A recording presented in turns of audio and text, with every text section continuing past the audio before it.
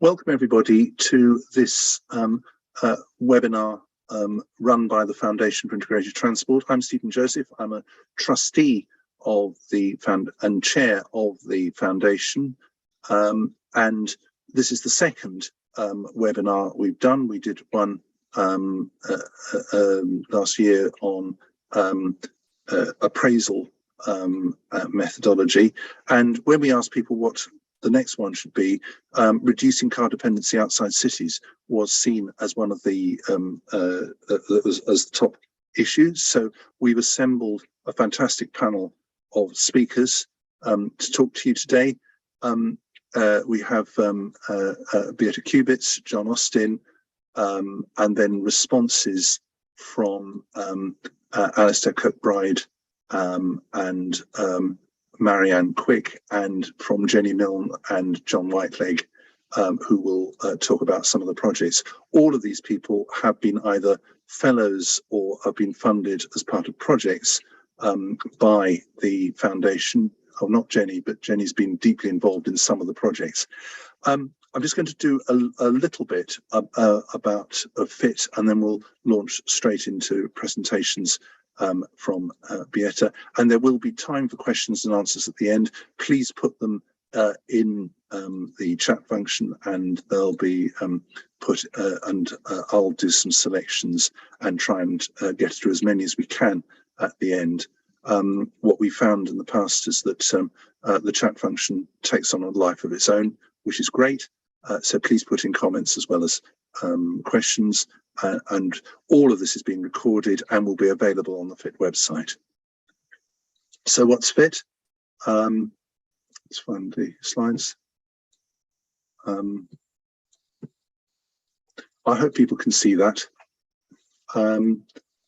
So very briefly, this is FIT. It was established in 2014 by the late Dr. Simon Norton, who was a world-class mathematician and renowned transport campaigner, and he had a vision of people having a right to get around without a car, travelling with a minimum impact on other people's lives and the environment, where trains and buses are integrated and safe, attractive routes are provided for walking and cycling, and barriers to transport justice are removed by means which include volunteering and social enterprise. We're one of the few grant-making trusts devoted entirely to promoting change on transport issues in the UK. And we have supported a wide range of initiatives that change public attitudes, transforming the quality of bus services, increasing sustainable travel to leisure destinations, availability of public transport as a human right, making new and existing developments public transport friendly. We helped fund Transport for New Homes, supporting grassroots community action, integrating longer distance modes of transport, and helping organisations active on environmental, health and social issues to adopt transport as a priority. We give 4 types of funding: grants between 5 and 30,000 for projects that promote and deliver transport as a basic right and tackle climate change; small grants up to 2,000 to support running costs of local campaigns, grassroots groups and networks; fellowships to develop skills and experience of remarkable transport activists and researchers, some of whom you'll hear from in a minute, who are contributing to integrated transport; and a social investment fund, which makes loans, repayable grants and equity investments. Our current focus is on traffic reduction, with a particular emphasis on road use charging, and we're funding a number of projects in that space. Here's just some of the people we funded, over 50 current and past grantees, and you'll see a number of groups there who've been deeply involved, and you'll hear from 1 or 2 of them, notably Hope Valley Climate Action, later on. And here's the fellowships, some of them you'll hear from later. I hope that's worked. Good. Without more ado, I'd like to introduce the first of our speakers, Beate Kubitz. Beate, you better introduce yourself, because I know you have a number of hats. There's one other comment I should make before I let Beate speak. I have a second role with an interest in this. I'm a part-time professor at the University of Hertfordshire's Smart Mobility Unit, which has been researching and promoting discussion and research on transport outside cities, which we found isn't talked about very much. So we did one report, a set of round tables in 2020, and there's a report on that on the website. I'll put that in the chat. And we've also we've done a new set of round tables and are writing that up at the moment. And we have a range of, and we have a transport masters and various other things. And the other thing about the university is it runs its own bus company, which has over 100 buses at 3 different universities, providing general public services, not just for staff and students. So somebody's asked for the cut off a city. We're being pretty vague about that, because actually we've been talking about transport outside cities, and for that we've talked about city regions, but that could include cities, could include Cambridge and Oxford. There's lots of research on those places, much less on what happens in smaller places. So without more ado, Beate. Hello, and welcome. I'm just trying to share my screen with you. I'm not doing so terribly successfully, so hopefully this will work in, right. Oh, I'm afraid you're going to have to watch me scroll back through history for a second in the world of rural internet. So, start from the beginning. My name's Beate Kubitz, and I'm a transport researcher, and in 2020 I was lucky enough to receive a FIT fellowship to research some of the things I'm interested in transport outside of cities and in peri-urban and rural areas. I'm just going to talk through a few things today, some of the things I researched, some of the things that have come to later. Firstly, why is it important to concentrate on rural populations if they are a minority of transport? Also to look at the causes of more people driving in rural areas, and a few slides about innovations in rural situations. I think it's always important to consider what's rural, what's urban. And I'm thinking of cities being more than 50,000 people, 1,500 inhabitants per kilometre square, and rural places being basically less than 300 people per kilometre square, smaller towns and villages with everything else in between. And the reason this is important is because transport is about networks and areas. And actually, when we look at these metrics, we find that rural and urban places can nestle closely together. They can be mixed in. There can be significant lumpiness in our environment.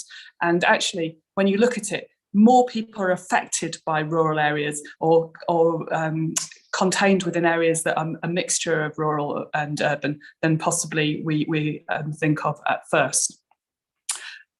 When I was doing my research, one of the things that I thought was particularly interesting was this lumpiness within Greater Manchester, which was a neighbouring borough to me.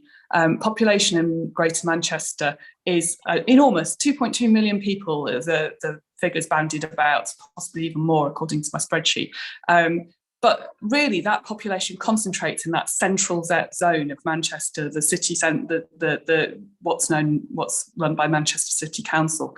The other 9 boroughs are quite different and much less dense, much lumpier, to the extent that Rochdale actually doesn't really even meet the density of the World Bank's classification of rural. So the main lesson that I took from this bit of the research was that population density and topography varies. And I looked at areas like Bolton, where you can have sort of across 12-15 mile zone, what's supposed to be an urban area, and yet has areas where there are 200 people per kilometre square, right up to 15,000 people per kilometre square. And those people, they don't just stay in their area, they travel around to and from low density areas and right through them. And the data that I looked at was trips travel to work data, because that's what I had in 2020. And it showed very much that the trips to work can vary greatly in length. And I think the best bit of information that came out of this analysis was just how much those trips can impact an urban area. So you can see right in the middle of the map on the left, the dense zone in the centre of Manchester that we were talking about earlier. Within that area, far fewer people travel to work by car, far fewer people, I think by the time you've sort of sorted it out, only about 30% of people who travel to work in Manchester are travelling to work within that zone in a car. The other cars are all converging on that area from areas as far afield as Cheshire, and Calderdale and the northwest, even the Lake District. People are arriving by car from the much less densely populated and much less transport heavy, as we'll see later, zones, to the extent that 75% of cars arriving in central Manchester are arriving from their homes. So establishing this is important to tackle cars outside of city centres, because that has an impact on city centres as well as on the areas that they travel through and in. I looked a little bit at what people travelling. People travel more in rural areas as a whole. We can see that in rural areas they're making 6,500 miles of travel a year, whereas people in urban areas are making 3,600 miles per year. And looking at rural areas, you can see people are further more densely spread, and that's possibly why each rural trip on average is 8.39 miles, whereas urban trips are 4.89 miles roughly per trip on average. And driving more correlates with rural areas. You can see this lovely map from Carbon Dot Place showing you just how in the centre of Manchester people drive far less frequently than average and for far shorter distances, whereas the red areas, the rural areas, the orange and the yellow areas are all people driving much more frequently, much longer distances than average. And you can see the National Travel Survey on the left, the most recent one from 2021, shows that it's still true that people are taking far more trips by car and van, either as drivers or passengers in rural areas, and walking, cycling, taking the bus and rail much more frequently as well. And you have to ask, sorry, apparently my video is not working very well, apologies. You have to ask, is this a mindset? Is it a habit? Is it just people being welded to their steering wheels? And there's a very good piece of research that I recommend everyone looks at, from 2015 by the Transport System Catapult, which classifies our population, our transport travelling population, by their modes. And it shows you that 50% of people are more rural and tend to be driving more. The people who are city dwellers tend to use a much greater mix of transport. These default motorists, though, they interviewed a lot of them, and they found that only 9% of people who drive really are the mini Jeremy Clarksons welded to their steering wheels. The rest of people really don't actually like driving a huge amount. They feel dependent on it. They feel they're wasting their time when they're doing this. So there is an opportunity. It's not just about a mindset or a habit. It's about an absence of alternatives as well. And this is where we can look at some maps of the provision of alternatives and how that correlates with people's use. Why do people use buses less in less urban areas? So here on the right, we have a map of Greater Manchester. And Transport for Greater Manchester helpfully mapped, gave all of their different areas a PTAL score, similar to the London PTAL score, a travel accessibility score. And those areas, when I interviewed people, I found that only those areas where there was really that dark colour dot were really useful, the more frequent bus routes. Where people have yellow or taupe or orange scores, it's really not that useful, and people weren't, those people are not finding the transport useful. So I would argue, and we all know that correlation and causation are not exactly the same thing, but there's something very powerful about this map that shows that people who are driving to work are driving to work in the outer boroughs, and the people who are not driving to work are the people in the inner boroughs. And that cannot be a mere coincidence that maps with the best public transport in Greater Manchester.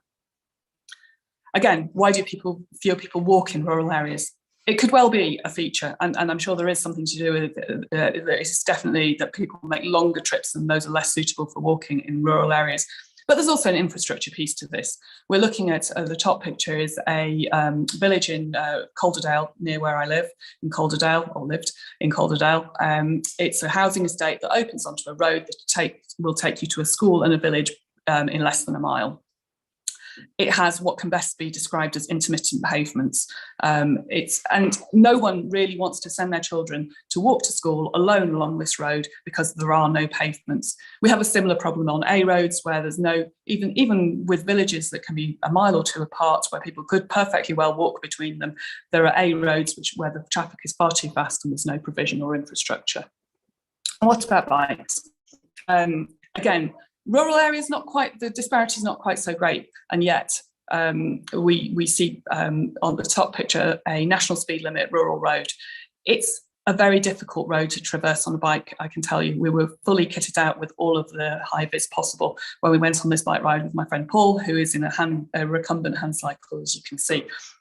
So there's definitely a disincentive if you can come around a corner and find a car going 60 miles an hour when you're on a bicycle. And equally, the off-road, whilst there are increasingly national cycle networks, this is a national cycle network which I would argue is completely discontinuous. Many people cannot cross that spillway because of the lack of infrastructure there, edging across the bridge. And again, trains. Trains are less frequent in rural, and they're also less connected to the transport infrastructure. Here am I and my poodle waiting hopefully for someone to come and pick us up at Cam and Dursley, because onward travel's not terribly easy. So I did this very general research into where transport existed and the correlations between transport, the lack of public transport alternatives and driving. And I also interviewed people as part of the FIT research. And the interviews that I did in sort of rural-ish areas, you can see a lot of green fields in Horwich in west of Bolton, were really deeply quite depressing. I was asking people about their travel behaviour and why they were doing it, and trying to work out what the alternatives would be by active travel and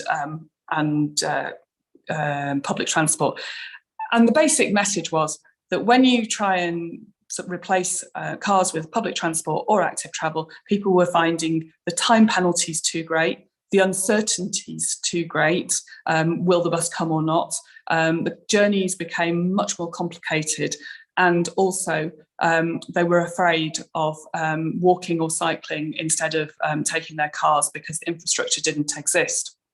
And even people who tried to cycle were taking what to a lot of people seem like enormous risks. I mean, as a dedicated cyclist, I recognised that what was happening in these interviews, you would quickly try and cross a 4-lane dual carriageway, but your heart is in your mouth. And frankly, to get to work, no one really wants to have their heart in their mouth at significant points on a journey.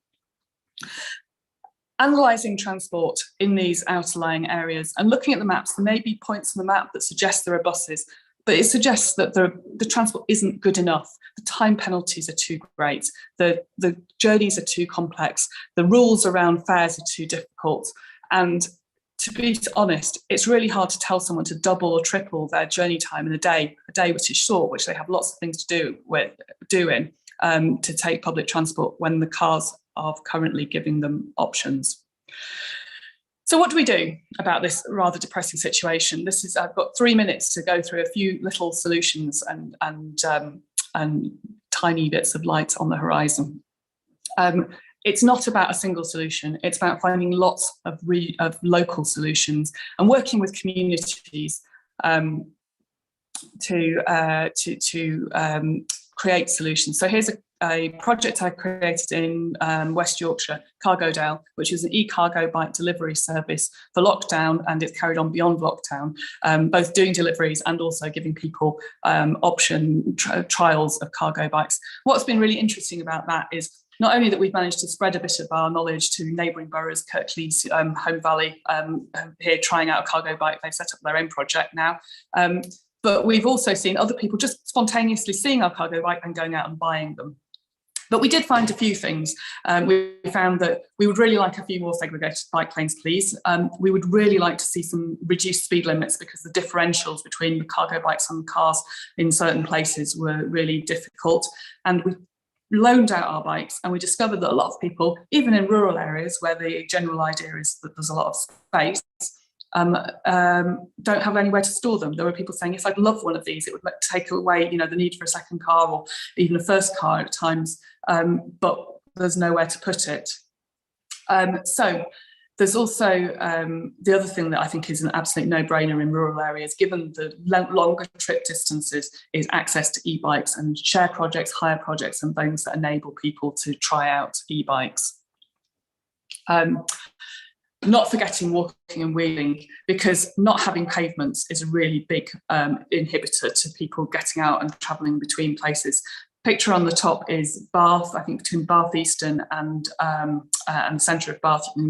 You can ride, walk, wheel, whatever, take your dog along the canal bank.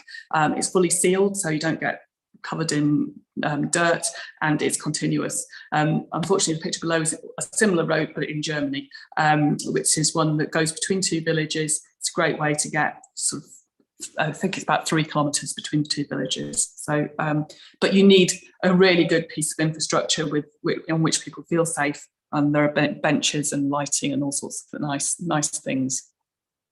Then there's innovative public transport, because a bus that you have to walk a long distance to up a steep hill carrying a load of shopping is not really a useful bus to people. One of the things that I really liked over the last year has been looking at on-demand transport and seeing the Hertfordshire example thriving. This is a village-to-village bus service that you can book online or by app or by phone. It connects the market town, and it also connects key hubs. So you can go to the station in Stevenage. You can't use it to travel around Stevenage, but you can use it to get in and out of these rural areas to use the onward connections. One of the really interesting things is the amount of young people using it, going to college, not requiring lifts from their neighbours or friends or family, and really getting into the habit of using buses. And it's been super successful in terms of its usage over the first year. So it's all about multiple solutions. It's all about having things that just chip away on people's dependency, having local shopping and local delivery, and utilising our resources properly. The bottom picture is a rural car club in Hebden Bridge that's been going for 17 years, allowing people to share cars rather than having to have their own one. And we can't underestimate, particularly in these strapped times, the usefulness of community transport for enabling people to get out and about without using a car. So I've managed to keep it down to 60 minutes, I'm very sorry, to talking about changing the calculation to make alternatives to cars cheap, safe and attractive, because whilst the price of cars, cost of car ownership is going up on its own, we can't wean people off cars without giving them some alternative. Thank you very much for your time. Thanks also to the Foundation for Integrated Transport. I realise there was a lot in there, and if there's anything you want to ask me about specifically, please put it in the chat box. Thanks also to Padam Mobility for giving me a lot of data on-demand transport. Thank you very much. Thanks. And thanks for more or less keeping to time. It's great. Without more ado, I'm going to introduce John Austin, who's been researching mobility hubs and has a long career in transport planning, and will take us through mobility hubs and what he's done, particularly in relation to the Southwest, as a way forward. John, can you share your screen? Thank you, Stephen. Yes, I find it here. Sorry, just get that right. Where are we? Yeah, that's right. Yeah, I'm John Austin, a independent consultant and researcher. Details are in the notice of the meeting. The one thing that is no longer true is that I'm no longer secretary of the Transport Geography Research Group, having had that over to somebody else, but I'm still very much involved in that. I've called this mobility hubs an essential component of the public infrastructure needed to enable a non-car dependent lifestyle. Not sufficient, but essential. The particular project I'm doing for FIT is developing a location identification methodology for them, and that's based on data from the southwest of England, the southwest region. So I'm doing that in conjunction with the University of Plymouth, who've been great helping with that. What are mobility hubs? Well, this definition from Como UK, the shared transport charity, they're highly visible, safe and accessible spaces where public, shared and active travel modes are co-located alongside improvements to the public realm, and where relevant, and that's particularly the case in rural areas, I believe, enhanced community facilities. That's a great definition as far as it goes. It talks about the co-location of facilities. It emits a direct reference to the act of interchange itself. Mobility hubs are a very diverse concept, but I submit they're fundamentally geographic. Glad that Beate mentioned networks a lot. It's all about networks, location, access and proximity. And mobility hubs apply to the three situations of urban, suburban and rural, but of course the emphasis is different in each. Rural, much more a potentially community focus, getting to somewhere or somewhere central in the rural area where facilities are, rather than necessarily leaving or using that as mobility hub to get elsewhere. When did the concept start? Well, it started in separate strands, we think, from about 2003.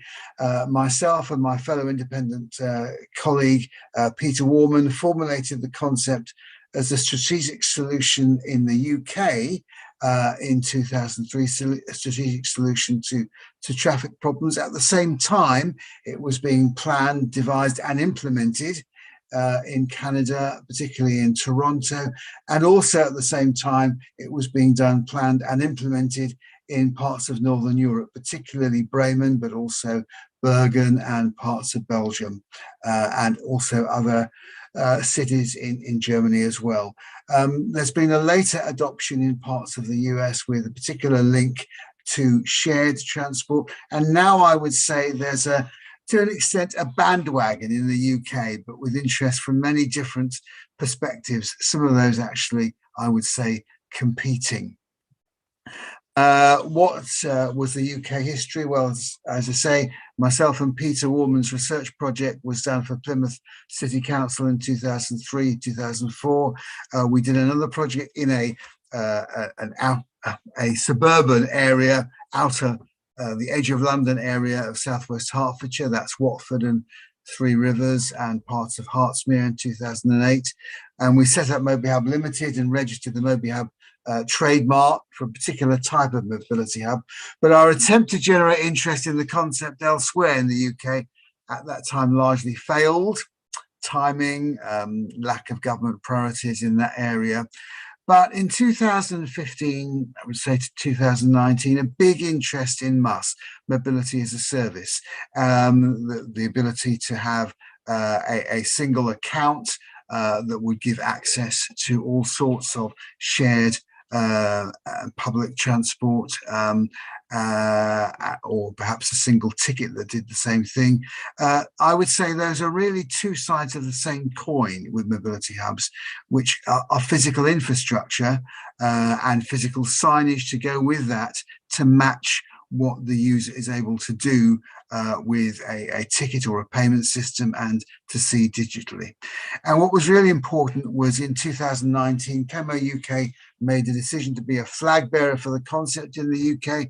I think that was probably related to its involvement in the Share North project alongside those other organisations, authorities in parts of Northern Europe that were actually implementing mobility hubs. And there are now certain local community schemes, we'll maybe hear about those later today.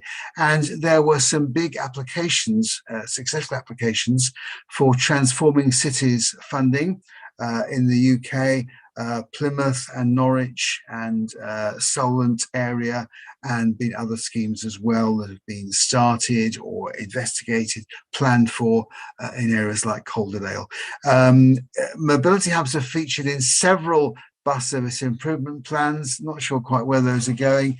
Got my copy of Local Transport today this morning and realised that maybe we're not quite sure how many of those BSIPs will actually, even those funded BSIPs, will actually go forward and to what extent. But also at the same time, Go Ahead with Arup produced the concept of future mobility hubs, bus-based really mobility hubs in networks, and did that report in 2000 and 20, I think, 2021. There was a successful conference that Landor ran earlier this year in May, and I think they're thinking of repeating that in future. Okay, what are the features of mobility hubs? Well, they vary, of course, in different places, but good walking and cycling access, things like bike sharing, micro-mobility of various sorts, car sharing, electrical vehicle charging, public transport interchange, DRT services. Beate mentioned in the last presentation the Hearts links service and the way that integrates or links into certain hubs. I've used it myself to get from a village to Stevenage railway station. Also, perhaps a place for crowdsourced public transport. I'll be using Zelo in a couple of weeks' time to go from a hub on the A14 to the NEC for the Euro bus show.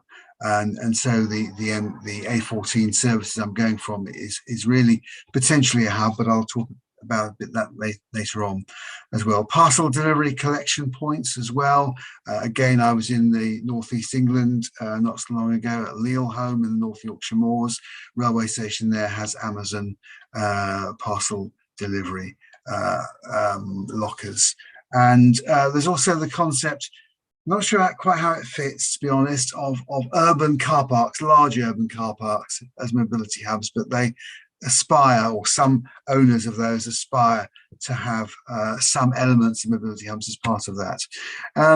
Okay, this slide is all about sharing. What do mobility hubs do? They bring shared transport together in forms where people can access it easily, and it provides access through sustainable sharing of transport vehicles and services, sharing of space and assets, work hubs, parcel points, providing easy interchange.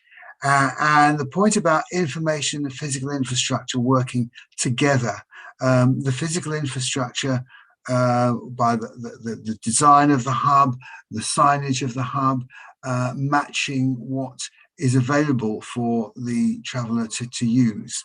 Location of where they are is important because they need to be where people want to get to and from or congregate at. So economic activity and population are key to the siting of mobility hubs. My view of mobility hubs as well is that locating them on major public transport corridors, or as major as you can get in a rural area, is a key to their success as well. Okay, this is about the FIT Fellowship. So the computing facilities and access to software and data have been provided by the University of Plymouth, particularly using Esri's ArcGIS Pro system, very, very powerful GIS system with loads and loads of algorithms there to manage and morph and analyze data. And also I've been using Basemaps track software to a certain extent as well. What was really important was access to data, for which the University of Plymouth has licenses. What's the rationale of the project? Well, it's to support or to enable a national strategy. And at a regional or national level, that decision on location where those mobility hubs should go is really important and requires a methodology that is scalable. Sorry, just going down. So what have I been doing? Well, defining the complete set, if you like, the outer boundary, the population of potential locations of mobility hubs, and then clustering them. Two key factors around the identification of the population: NAPTANs, which stands for National Public Transport Access Nodes, which is a comprehensive, regularly, continuously maintained database of bus stops throughout the UK, railway stations, ferry terminals, and secondly, a concentration of buildings. So using the OPCS definition of built-up areas. I live in a village in the Cambridge Green Belt. My village is a reasonable size, but it's part of a built-up area. It's defined by the statisticians as a built-up area. Smaller villages round about are not. But built-up areas might also exclude things which are kind of not adjacent to other buildings. So you can have a major superstore which is not in a built-up area because it's on the edge of that area. It's just outside. So the process has involved selecting all the NAPTANs in built-up areas and then fine-tuning the result, doing manipulation of the sort I've just mentioned to allow things in that area, or to bring things into that area which would not otherwise be. So, for instance, Beate showed a photograph of Cam and Dursley station just now. I don't think that's in a built-up area, but it's a railway station that would need to be included for analysis. Secondly, to then form those clusters of NAPTANs, and also to identify NAPTANs that are not clustered, which might still be important, like, for instance, park and ride stops. There might only be one bus stop at a park and ride site. So it's an individual NAPTAN, if you like, but it still needs to be analysed. And then producing that total of potential mobility hub locations, and then analysing and scoring them. So what are the features that allow the locations to be identified from that set? Public transport service level, resident population, economic activity, really, really important. Various sorts of that. But during that process, certain facts, implications have come to light. For instance, the available data for many economic activity features is not consistent, not comprehensive, may actually be misleading. But car park data, where it's collected well, I would stress that, where it's collected well, appears to be a good proxy for several of those economic activity features. But unlike NAPTANs, unlike bus stops, there's no reliable database of car park locations that's freely available. NAPTANs are available to anybody. You can't get that for car parks. A second point is that potential interchange nodes have inconsistent pricing and time length rules that act against interchange. So if I go from my village northward by train, I go to Ely. Ely has a major number of long distance rail services. It cost me £3 to park my car at Ely station for a day. And that's a 10-minute walk, a specially designed car park by the district council set up for the railway station. If I go south from Cambridge, it's very, very different. Certain aspects of NAPTAN data are unreliable, but where should the effort be put in to get those right? So those are implications that come from this this work. Some conclusions: methodology could be applied across the GB, and probably including Northern Ireland as well, but it's going to need tweaking.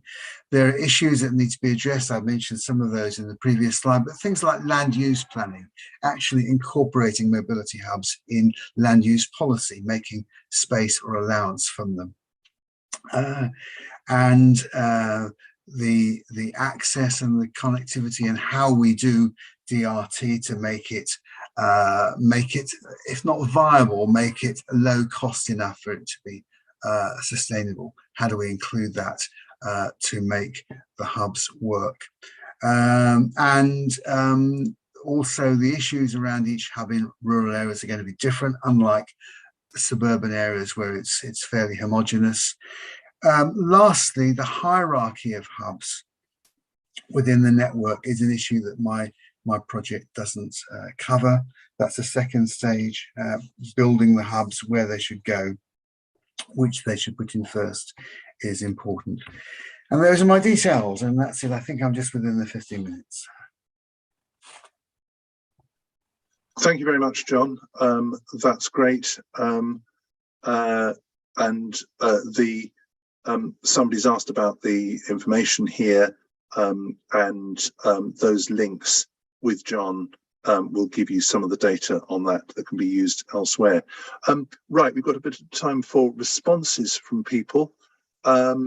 So firstly, can I ask Alistair Kirkbride, who is a consultant who's done a lot of work on leisure travel, particularly national parks, just to do, and has been a fellow of the foundation, just to do a 5-minute response to what Beate and John have said, and anything else you want to say. Okay, thank you, Stephen. Jenny Milne might also be jumping into this because she'll be talking after this too, so we might end up doing a bit of a double act. Anyway, so we've had two fantastic presentations there, which I think are varied and broad, and I guess some of us recognise the places and the context that were being talked about, and others of us might not have done, or might not have been quite as familiar about them. So I've worked on national parks. The FIT was very generous in funding me to work on governance, which sounds rather arcane and dull, but it does get exciting, honestly. The argument being that barriers to movement in national parks are largely to do with governance rather than an absence of good ideas. So that's what I've been working on there. I also work on deeper rural areas, and by deeper rural, I mean deeper rural, where there might be one bus service a week. I'm not joking. I've just been working around Kirby Stephen. So some reflections on those talks then. There was a little bit of chatter about what do we mean by rural, and I think I would reflect some of the comments that have come back saying, let's not get too hung up about that. We all live modern lives that go between urban and rural areas, and I feel that there is the absolute clear stretch between city centres and out into the deeps of beyond. So I don't think we need to get hung up on that today. The one thing I think I'm going to reflect on here is we're talking still about encouraging people to change their travel behaviour. And I think my experience of national park and rural and leisure work is that, am I allowed to say this? People quite like it when they can't use the car, even in rural areas. And I'm going to make that point in two ways. During lockdown, a lot of places in national parks and rural leisure destinations, they had to start constraining car access in order to manage the number of cars that were there. And the silence of complaints was deafening of the response from people. I can challenge anyone to go to Penny Pass in Snowdonia, a dozen beaches I can think of around the country where car access was the norm up until lockdown. People like it when they're not allowed to drive their car to somewhere. If a new social contract has been put together whereby there is really good alternative access. And that is not just about cars being the problems, it's about pumping those revenues into those transport services. And therefore, I would suggest that we can start to think about that for broader rural areas. In that we've talked a lot today about encouraging, which is absolutely essential. We need the services to allow people to not use their cars. But when are we going to start thinking a little bit more about how we're going to start restricting car access in those rural areas? And I mean that because a lot of journeys from rural areas go to urban areas. And if we can still drive freely to those urban areas, we're still not going to have viable bus services in those rural areas. I've recently been working in Kirby Stephen, a town, well, a village of a couple of thousand on a good day, where we still have about 800 people going along a main commute corridor in the morning. Now, 800 people last time I looked is the best part of 12 double-decker buses, and there's one small bus service a week along that corridor. Now, we can encourage people to use bus services, but when are we going to start thinking about restraining that car use? Now, a lot of people would say, but a lot of people don't have cars in rural areas, which is exactly true.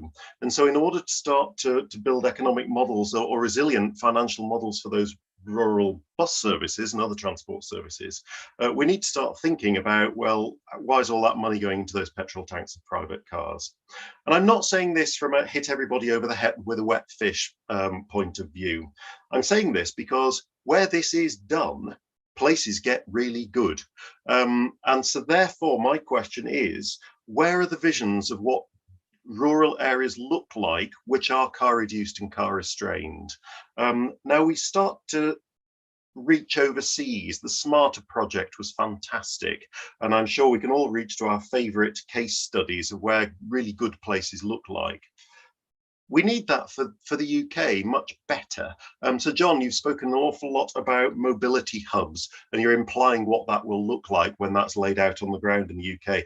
And Beate's work is all pointing towards that it could be more like this. So I'm encouraging we need to go further. We need to say, look, these places could actually look, feel and function in the following sorts of ways, so that we can start to make appealing visions of what rural areas can look like, and therefore start to recruit people to want them to look like that. Now, going back to national parks, I would say there are an increasing number of places in national parks now, and in leisure contexts in the rural areas generally, that we can point to and say it could be like this. Do you want it like this, which is high frequency, low cost shuttle buses that get you there when you want to be, or jumping on your electric bike or your electric trike or whatever it might be? Or do you want it like that, which is you can only get there if you've got a car to begin with? So sorry to the quarter of the population that haven't. Oh, and by the way, you'll have a horrible time getting parked, and you'll probably end up parking on a verge somewhere and getting ticketed. So I'm sounding quite ranty, for which I apologise, and I promised myself I wasn't going to. But there's a positive, constructive point I'm trying to make here, which is I think we're kind of getting to the point where we could and should be much more confident in articulating clearly an appealing and compelling vision for what rural areas and leisure areas would look like in car-reduced times. I'm also working at the moment with Monica Busher at Lancaster University on societal readiness for decarbonisation, which is a great project, which is going in all sorts of directions that we weren't expecting. One of the big findings from that is society's kind of ready. People are ready for much more car-reduced lifestyles. You know, Beate, you picked up on, or you were mentioning about forced car ownership. A lot of people don't want to own cars. They don't want to use cars. A lot of people already mix up mobility. So I just feel that there is a rather poorly articulated vision out there, not just of what places could be like, but the silent majority of people that actually just don't want to use their cars. And therefore, I suppose the big question then is, who is going to take leads in articulating much more clearly what places and lifestyles could be like in that direction? Thank you. I'm going to leave it there. Please, yes. I'm also going to apologise to Jenny because I've just not said what we agreed we were going to talk about. So there we are. Back to you, Stephen. Well, Jenny, do you want to come in? Yeah, I'll come in. And just introduce yourself as well, please. Yeah. I was going to say there's some familiar faces in the chat, but for those of you that don't know me, I wear many hats. One of them is a part-time PhD student on rural mobility as a service at Aberdeen University. The other is the founder of a social enterprise called Scottish Rural Islands Transport Community, which some of you will be familiar with, and also freelance under the name of JLM. Lots of points here, and there's lots of experts in the chat as well, and lots of practical questions and asks as well, which is totally realistic. I think for me, some of the themes that came out that were trust and confidence. And these are key things, whether you're somebody implementing, whether you're a user, it doesn't matter. We need to have trust and confidence in options, whether you have a mobility hub or whether you want to be able to access an e-bike. You need to have trust and confidence and accurate data. And these are things that we all know. I heard a phrase recently, and I apologise to the person that coined it because I can't remember who it was, but it was density isn't destiny. And I think that's really, really important to consider. One of the other subjects and taboo words that hasn't come up today at all is the word subsidy. And as many of you know, I've had this hoo-ha in my head about that discrepancy and inequality between how much we fund people per person per head for buses in particular cities versus more rural areas. Of course, pilots are going to happen, and we're going to see choice of transportation where there's higher subsidy levels. So we need to sort of think about that monetary value aspect as well. Alistair touched on international, and I've been involved in the International Transport Forum Working Group on Rural Innovation. If you haven't seen it, it's a great publication with over 60, 70 practical case studies pulling on Smarter, Mamba, all these different projects that have happened. But one key aspect for me is something called a guaranteed ride.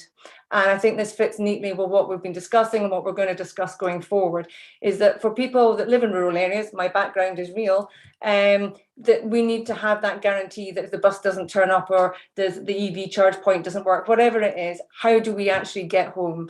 So there are examples of this, real world examples happening in Europe and America. So I just want to put that out there, that there are things happening that can help with this trust and with this confidence. And I think also, I'm going to disagree with Alistair slightly, which we always do, is about the car. I don't think we want to be car free. The car is an asset. We've already gone through a carbon cycle to get that car there. But controversially, how do you use that car, minibus, motorbike, whatever asset it is on the road? And that people parcels combination, many know that I'm passionate about this, have been for decades. There are projects I've been involved in some of them. How do we make that happen where the car is already on the road and we use it for picking up prescriptions or an Amazon voucher, or we were chatting about lockers and things in the chat there, but actually look at it as an asset on the road. And we all know that many people living in rural areas don't have access to a car, they don't own the car, but they actually use a car, and that could be their neighbour, it could be their friend, whatever. So we can't write off the car. I just think we need to review the role of the car. And finally, Alistair, what I probably would say, and in response to what you said, and Stephen, before you chase me for finishing, is that we need to start looking at rural proofing. And rural proofing is something that's happened in Scotland. It has got a ball rolling. It's maybe stalled over the last couple of years for obvious reasons, but we need to actually think about it. And there genuinely is a voice for rural now that wasn't there even 3-4 years ago. And I've talked about rural for 20 odd years. There is momentum there, and it's coordinating that. And everything that's in the chat, you're all knowledgeable, we're all sharing. We just need to make it happen and have a mindset change. And we need to get that mindset change so that the mobility hubs and all the projects that you're hearing about today can actually happen. Stephen. Thanks so much, Jenny. Lots there. And the FIT administrator, Madeline, has put some of your links in the chat, in fact, I think. Right, quick comment now from John Whitelake, who's another FIT fellow, if we can call them that, and who has done a lot of work on rural transport, particularly in Shropshire and around Ludlow. John, do you want to give some reflections on what you've heard and possibly some links to the things you've been working on? Yes, thanks, Stephen, and thanks for organising this session. It's very important. I've worked on rural transport issues, displaying my great age, since 1976, when I was a transport officer in the Outer Hebrides, organising transport in North Uist and Benbecula, South Uist, Eriskay and Barra. My views, and I'm grateful to the Foundation for Integrated Transport for supporting projects, are slightly different to most people's views, in that I think, first of all, we need a completely different approach to the way we tackle this kind of work. Part of this is called citizen science. What is the will of the people? What do people want? What is the support? And Alistair has referred to some of those issues anyway, linking that to best practice and then linking it to the process of political change. And the good news is that there is no problem at all with achieving massive reduction in car use, massive reduction in carbon dioxide emissions from the transport sector, and doing that in a way that actually benefits the majority of people in terms of accessibility, mobility, public health, and so on. I just want to make 2 or 3 basic points that sort of sit within that overall methodological or indeed philosophical approach. First of all, and I get in trouble for saying this, there's no such thing as a rural transport problem. That there is such a thing as a lack of imagination, and there is such a thing as defeatists, that we can't solve rural transport problems. And this is all about changing mindsets. And I'm going to put something, if it works, in the chat function to explain what the evidence is for that statement. Secondly, we have got massive sources of information, which I'll call best practice. How to improve things, how the ways we improve things are less costly than not doing it. The high costs of our transport system in the UK and in rural areas especially are associated with a lack of imagination on modal transfer, walking, cycling, public transport in rural areas. And we need to learn from best practice.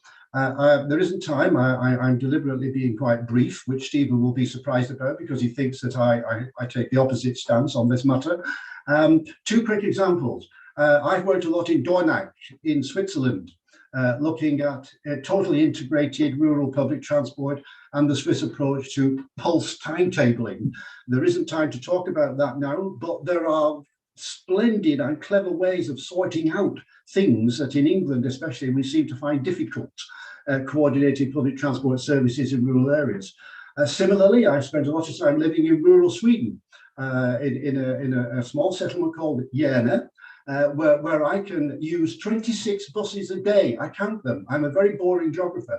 I've counted them from 6 o'clock in the morning till 11 p.m. at night, 26 buses a weekday, only half that number on Saturdays and Sundays.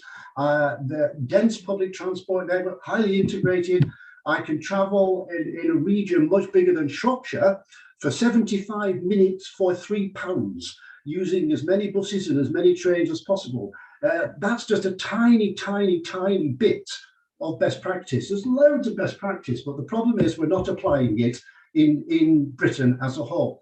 And my final point, and I hope I have put these correctly in the chat because that sometimes goes wrong, is that we've now done a similar approach to sorting out transport in South Shropshire. This is a rural part of Shropshire.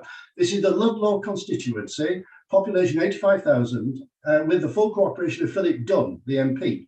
And what we've shown is, with a massive report and a massive amount of work and citizen engagement, we can reduce transport carbon by 47% by 2030. No argument, no defeatism, no nonsense, no difficulty, dead easy.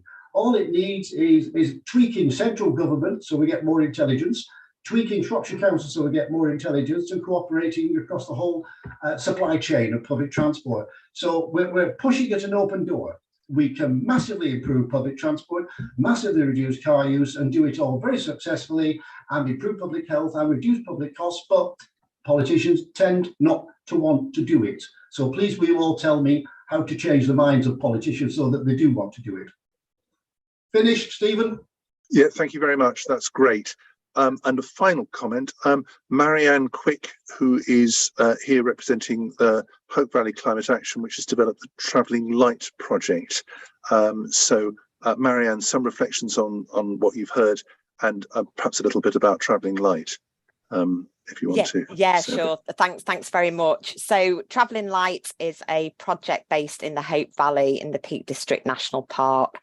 And the Hope Valley, if any of you have been, is a collection of around 11 villages between Manchester and Sheffield. And so Travelling Light was really grateful for the Foundation for Integrated Transport's bridging funding that we received earlier this year, which enabled us to start the project before receiving 12 months funding from the Department for Transport. So it's a project for low carbon travel, and it hopefully will bring together some of the initiatives that we've talked about this afternoon here. It's structured around 4 main themes, each with a focus on building and maintaining community engagement through activism, advocacy and awareness raising. So that's strengthening priority for pedestrians and cyclists, switching to public and shared transport, including the vast number of tourists that visit the area, reimagining car ownership through car shares, trials on electric vehicles and e-bikes, and also driving-free days and driving-free zones, and also about spreading change and storytelling and giving communities the opportunity to reimagine the places where they live and their villages. So over the next 12 months, we'll be building our capacity to organise in communities through community consultations and conversations based in each of the 11 villages.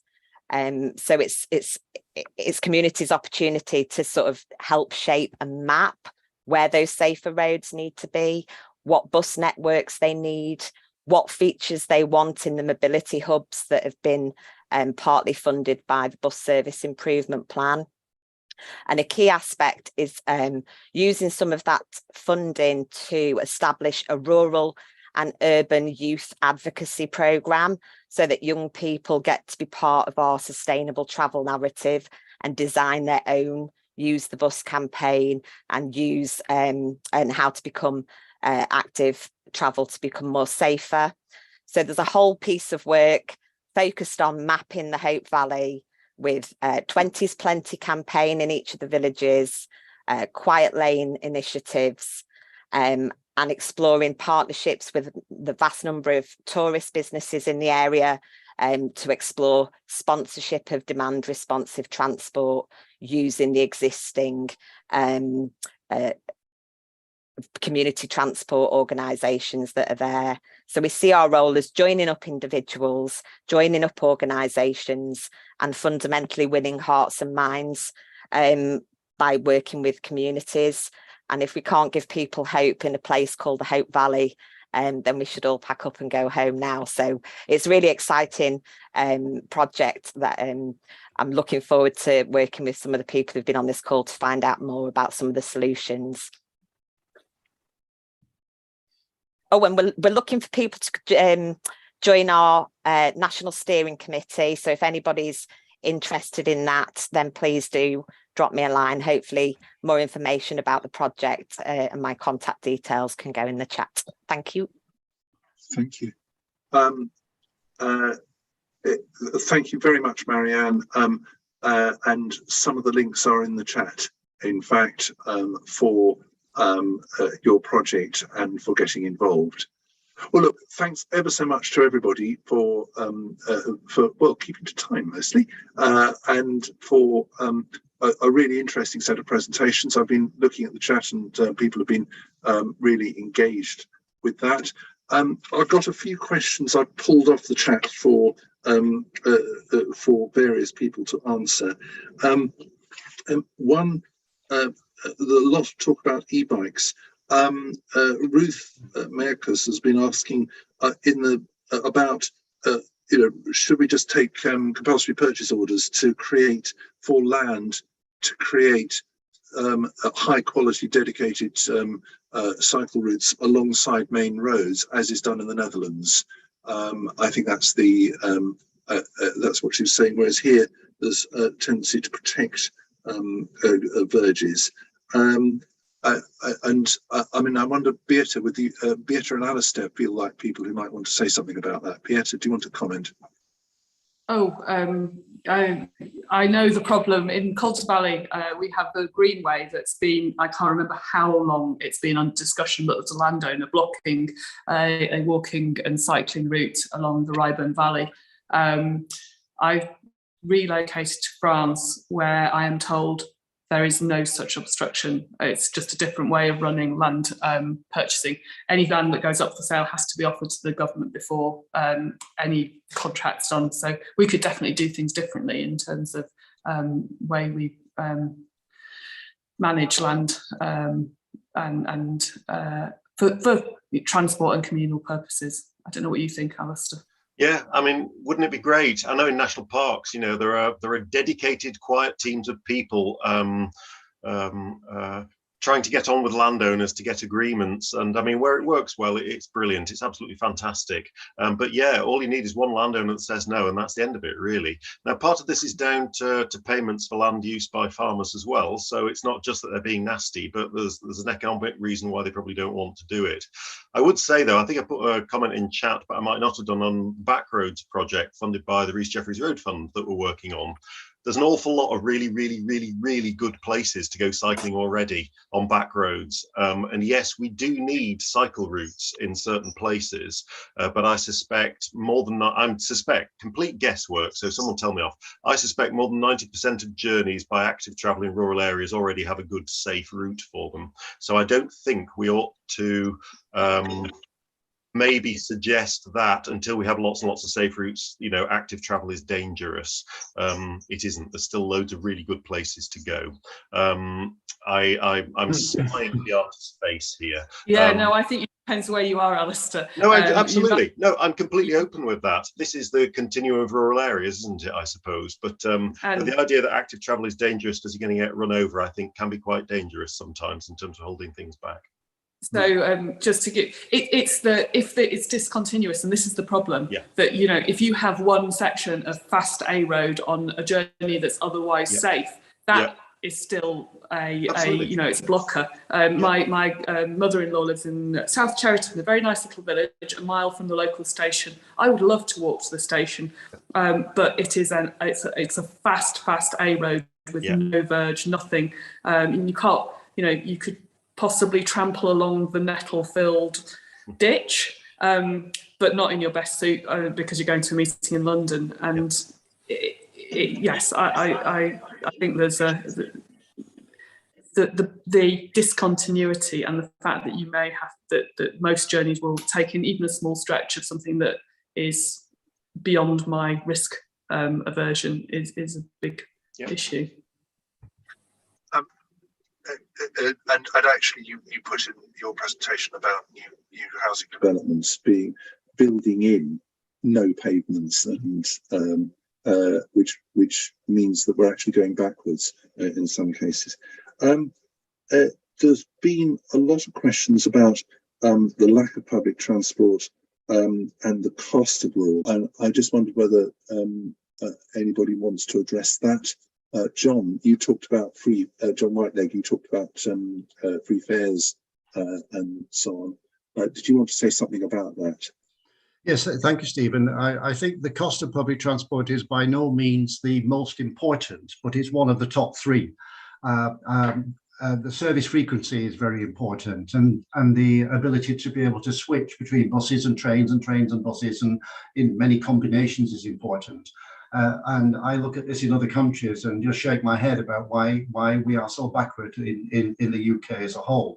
So first of all, I think we need to go down the route of increasing service frequency, of having some clear standards like they do in Switzerland, and secondly, having some excellent fair deals like the one I referred to very, very briefly in Sweden, where you have a totally integrated fare offer, and you use a smart card and you pay your £3 and you could travel for 75 minutes, jumping off as many buses and trains in any combination you like, on any journey purpose you like, which significantly improves ridership.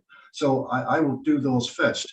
I think the case for totally free public transport is very strong, and I know there's a debate, simply because we have a kind of an Amazonian rainforest of complexity at the moment in terms of funding, in terms of all the different ways in which we allegedly subsidise or we transfer funds to operate public transport operators, the way we transfer millions in profits to the shareholders of people that run buses, and mopping all that up in one highly coordinated system that benefits everybody, the young and the old, people going to schools, people going to colleges, people making trips to hospitals and GP surgeries.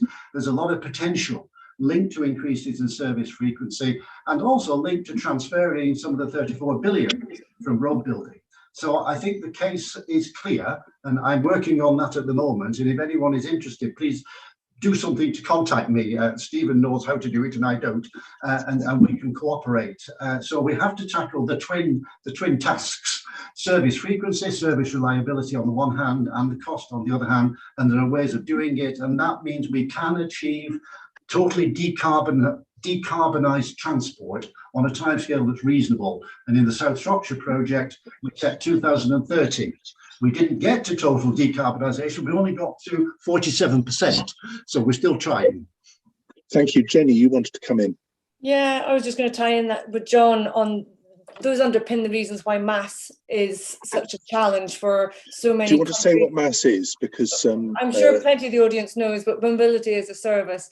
And I'll agree to disagree with Stephen, maybe it was John that said it earlier on, that it's a platform for payments, because I think depending really, and I can't remember who said it earlier, it's really very different in rural areas. And I say that with a PhD hat on.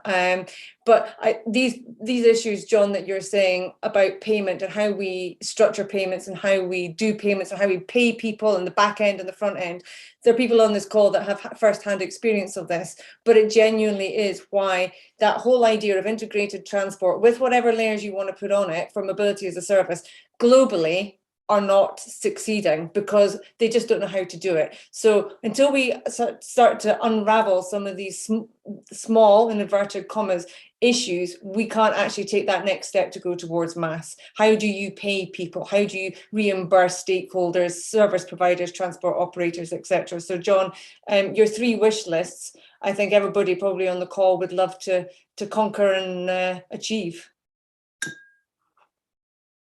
Thank you. I want to I put in the chat a link to Transport for Cornwall, and I just wanted to say that they've done some of this, so that you do have, you know, it's a rural county with a lot of visitor travel, and they have managed to make, and also they seem to have managed to persuade central government to give them money to reduce fares.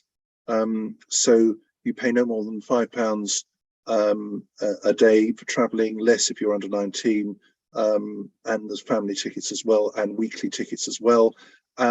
One of the things they did was they've been doing is making use of any available funding. So for example, they got their local enterprise partnership to fund ticketing equipment on all the bus operators that talks to each other. And having just been there and experienced it, it's London style, tap on, tap off, on any bus, same fare. And they've got town zones as well, which are £2.50 a day for travelling across. And they have, you know, there are services in the evenings on Sundays as well. So I would say, you know, and there's lots of places in the UK that are like that and could be more like that. And they choose not to be. So I'm with John on that. So I think there are, that's a good one. And I think the other place to watch is Wales, where the Welsh government is moving in this direction as well, and is reviewing its roads programme. I think is looking at doing some of the dedicated cycle routes along main roads, and franchising bus services and so on. So there are examples in the UK that you can look at. Other questions. Various people have asked about kind of the nitty-gritty on business models, tariffs. On John Austin, who owns hubs, and how do you charge for them? What's the tariffs? Business modelling, or getting the business model right, is very difficult and will vary in different areas. It could be the landowner, it could be the local authority. I would say that essentially it's got to be the local authority very, very deeply involved in planning these things and in making them happen. I would also refer people to Como UK. They're doing a lot of work on business models for mobility hubs. Not sure it's, you know, got right yet, but they've been researching this area a lot. Just following that, Beate, do you want to say a bit about business models in relation to on-demand transport and some of the issues you and Padam have tripped over in this? Yes, so with on-demand transport, it's very much about offering transport in areas where it's not commercially viable, full stop. We've seen, it's teaching your grandmother to suck eggs, we've seen corridorisation of bus routes over the years, so that only the major bus operators only run high frequency bus services along corridors, because those are the kinds of things that make money, and they are in the business of making money because they're answerable to shareholders. Off-corridor routes are the ones that suffer from this, and trimming away these capillaries also has an impact on the high frequency corridors. So there is a little bit of chicken and egg, but the basic problem is that your feeder routes don't make money in barely anywhere. So with on-demand transport, you're substituting infrequent, highly subsidised feeder routes with area-based systems. You're not going to suddenly make an infrequent subsidised feeder route profitable by substituting an on-demand system, but you may actually get more people to travel using it. And Hertfordshire County Council recognised this when they put together the HeartsLink service. So it's not about we're going to make this suddenly into a goose that lays a golden egg. It's how do we get the most people travelling, getting to where they need to get to for the money that we have available. You can't run an overall commercial bus system and I think the UK is a kind of 40-year experiment in whether it's possible, and I think we've probably got a reasonably good conclusive outcome now, i.e. it's not.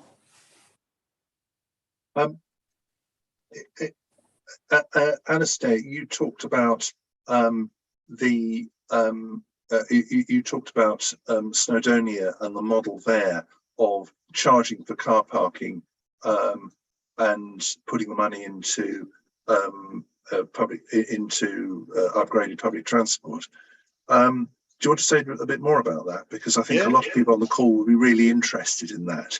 I'm aware that people here want to hear about things they could do here, they could point to here to councillors and officers who don't believe anything can be done except allowing more and more space for SUVs to be driven everywhere and parked everywhere. Yeah, I think so. The Snowdonia piece of work was, one of several across national parks where they've recognised that the deluge of cars, certainly during various lockdowns and post-lockdowns, something had to be done.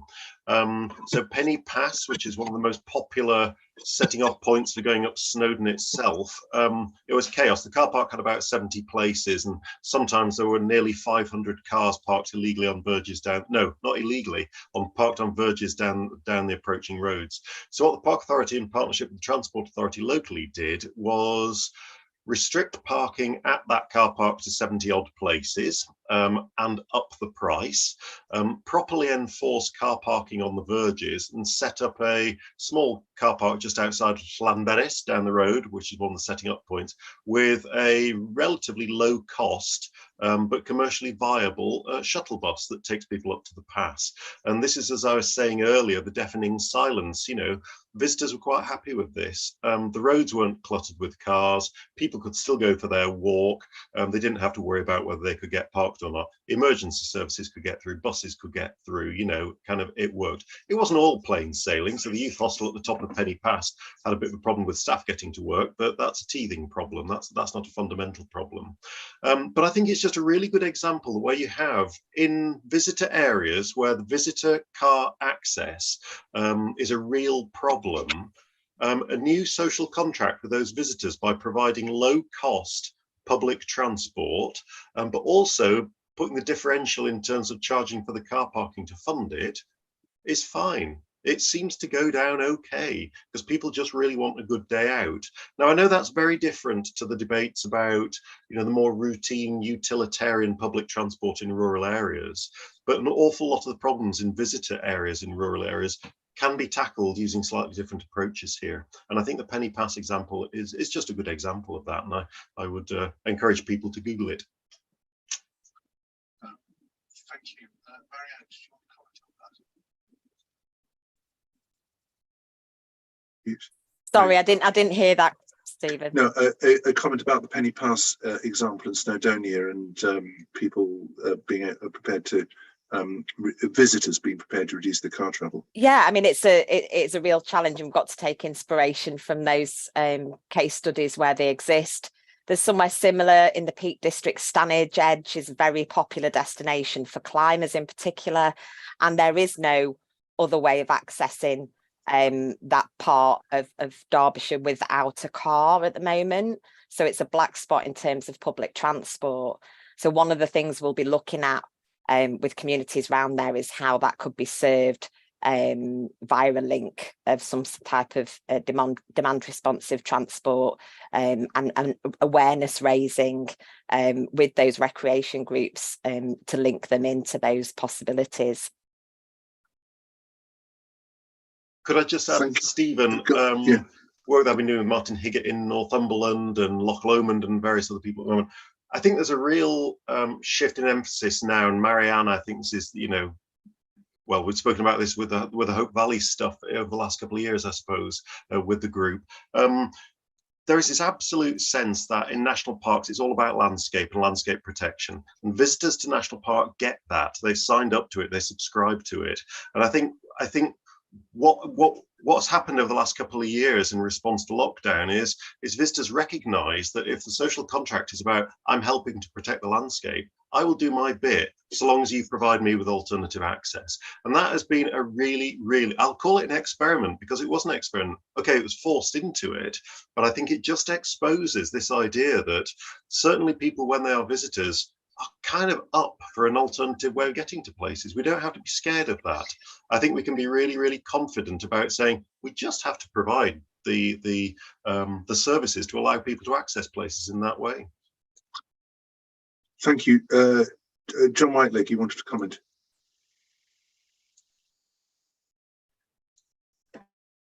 Thanks, Stephen. I think I've said all I need to say that, in this meeting so far. I am constantly amazed and astonished how these problems are routinely solved in Switzerland, in Sweden and Germany, with massive assistance to public transport in rural areas and national park equivalent areas, massive good deals. I mean, there isn't time to talk about these things. I just put something in the chat about the Konus card, which I use in Germany. That's right. But there's masses of these things. Even in a box standard region of Germany that isn't a tourist area, you've got my German's appalling, so do forgive me, Anrufsammeln Taxi.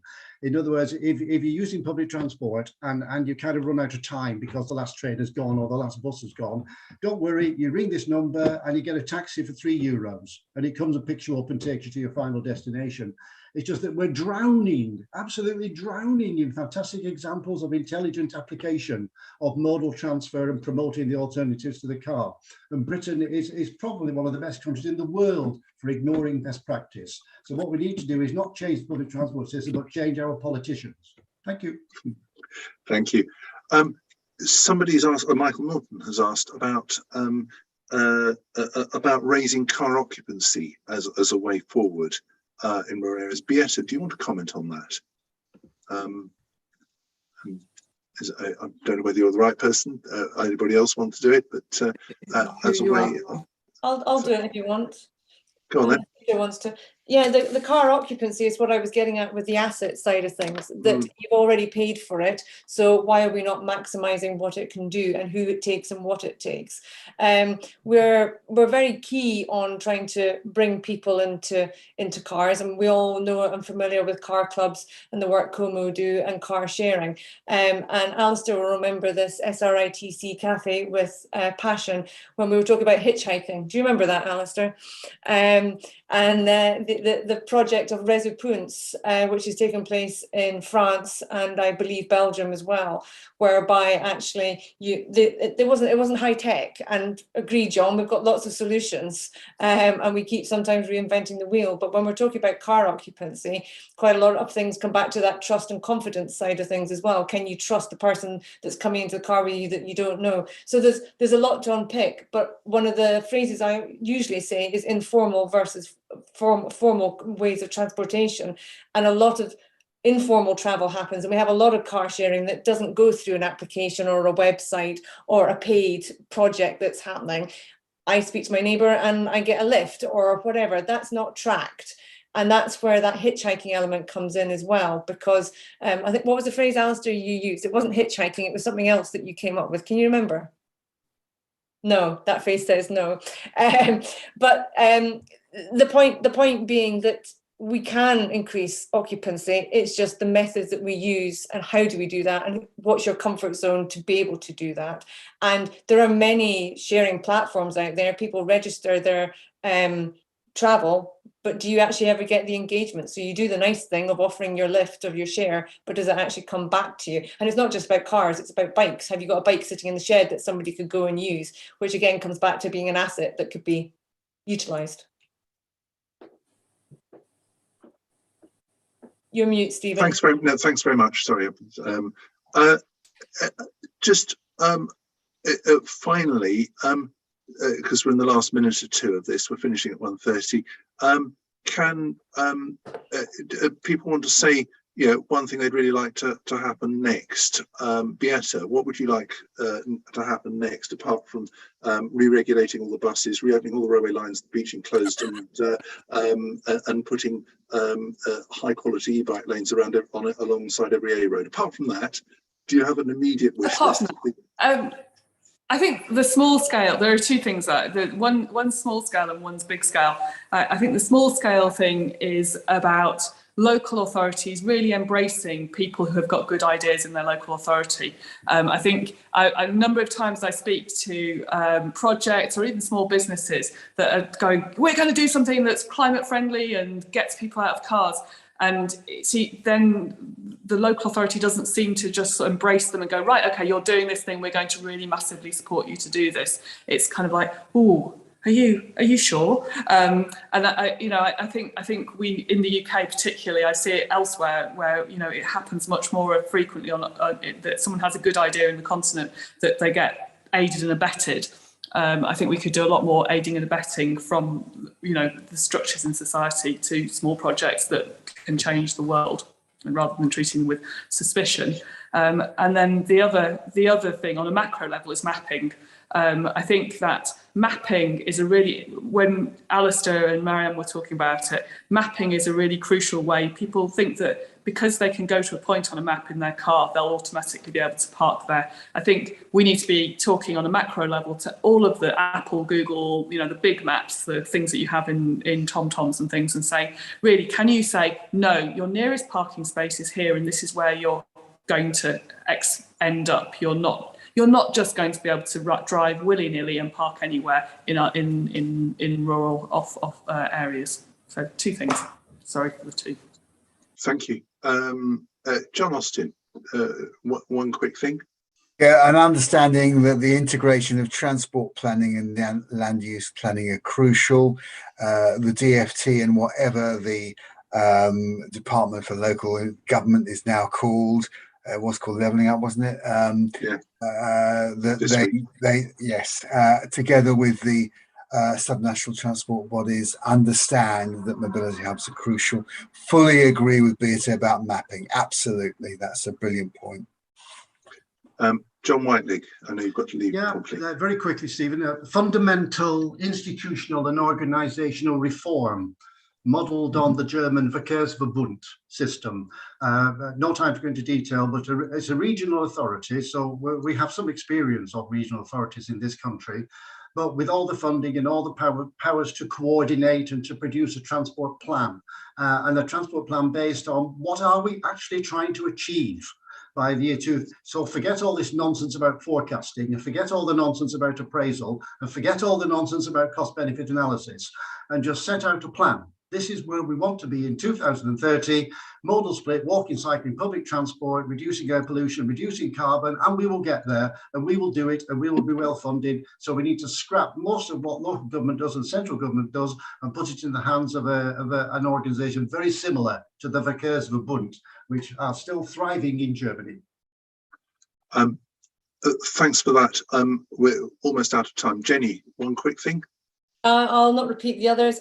Controversially, probably I'd like to see local authorities revisit their routing for buses, because they're so historic, the routes. It doesn't represent where people want to go, and stop cutting our bus services because you're providing services that nobody wants to use because they don't go where they go. We know where we want to go. Please review your bus schedules. Thank you. The Welsh are doing that now. Alistair. Because I agree with almost everything that's just been said, I'm going to say clear, appealing visions of what rural areas and especially rural visitor areas could be like, rather than how they currently are, rather than making everything a little less bad. Let's just have some really clear visions of how things could be on a really, really good day. And then just to get public appetite for how things could be, and to build that momentum. And Marianne. Yeah, what Alistair said, but primarily that community engagement piece where we can understand what people want as part of that vision, and to rebuild trust in communities. So things like car sharing, e-bike sharing, all those things become normalised as part of everyday lives. Thank you very much. Time to wrap up. I'd like to thank all the speakers for comments and everybody who's joined this and put really great stuff in the chat. That won't be lost. All of this will be online, and we'll be able to put this out there. And we will. There will be other webinars. To be confirmed. A final comment from me. I have been doing this with the University of Hertfordshire because I got fed up with below the line comments in any newspaper, particularly actually in the Guardian and New Statesman, are the places where you find below the line comments that go, it's all very well talking about reducing car use in London because you've got good public transport there, but out here, which turns out to be sometimes in Harrow, everybody has to drive everywhere because there's no public transport. So I think what we've demonstrated is there are options for reducing car use in rural areas and for reducing reliance on the car in places outside cities. We've demonstrated lots of ideas here and a lot of good practice actually here and abroad that could be followed. I think what we have to do is just, because councillors and officers sometimes only talk to people who are car dependent, and who love being, that 9% of people who actually are Jeremy Clarksonites in Beate's thing, that's where Beate's typology, they tend to think that the other 81% are like the 9% and design policy around that. And I think we've got to get to the point, as Alistair said, of setting out clear visions.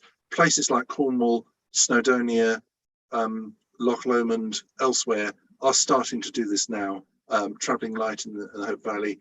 There are places now where you can actually go and see this stuff. My final comment, I went to Cornwall, I did drive there, stayed there 10 days, the car moved 3 times because there was public transport and you could get to places by it and it was reasonably good. And there seemed to be a lot of people using it.